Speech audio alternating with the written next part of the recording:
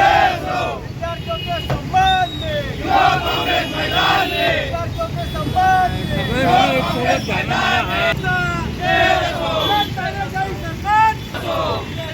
छात्र शक्ति जिंदाबाद जिंदाबाद जिंदाबाद, छात्र शक्ति जिंदाबाद। नहीं चलेगी तानाशाही, नहीं चलेगी, नहीं चलेगी, नहीं चलेगी तानाशाही, नहीं चलेगी। इस्तीफा दो, इस्तीफा ददो, इस्तीफा दो, इस्तीफा दो, इस्तीफा दो। पहले लड़ेंगे चोरों से, अब लड़ेंगे चोरों से।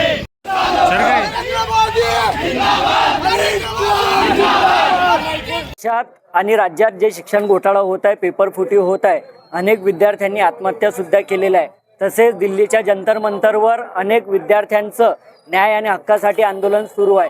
काल आपण बघितलं विद्यार्थ्यांना तिथं मारहाण करण्यात आली। या देशाचे महान वैज्ञानिक ज्यांना बाहेर देशामध्ये खूप मानलं जातं असे सोनम वांगचुक यांना सुद्धा तिथं डिटेन करण्यात आलं होतं, त्यांचं उपोषण सुरू होतं।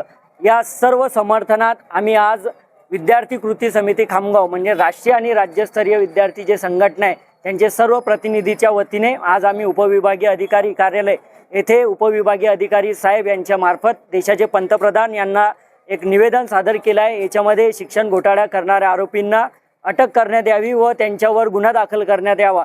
तसेच विद्यार्थ्यांनी ज्यांनी आत्महत्या केली त्यांना 1.5 कोटी रुपये त्यांच्या घरच्यांना मोबदला मिळाला पाहिजेत आणि जे शिक्षण फुटे होते ते तात्काळ थांबायला पाहिजे, यासाठी आम्ही निवेदन दिलेलं आहे।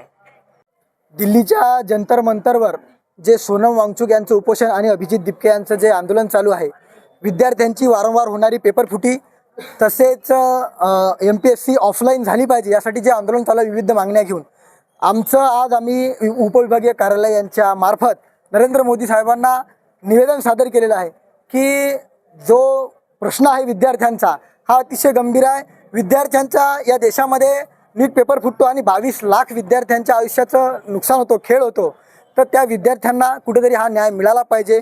कुठपर्यंत विद्यार्थ्यांनी गप्प बसायचा, अन्याय सहन करायचा, त्याविरुद्ध आम्ही एक छोटासा बंड पुकारून या ठिकाणी निवेदन सादर केलेलं आहे आणि तात्काळ सरकारने धर्मेंद्र प्रधान जे की केंद्रीय शिक्षण मंत्री आहेत त्यांचा राजीनामा घ्यावा, अन्यथा आम्ही ज्या स्वरूपामध्ये दिल्लीमध्ये आंदोलन चालू आहे त्याच स्वरूपामध्ये तीव्र आपण खामगावमध्ये आंदोलन आम्ही करणार, याची सरकारने दखल घ्यावी।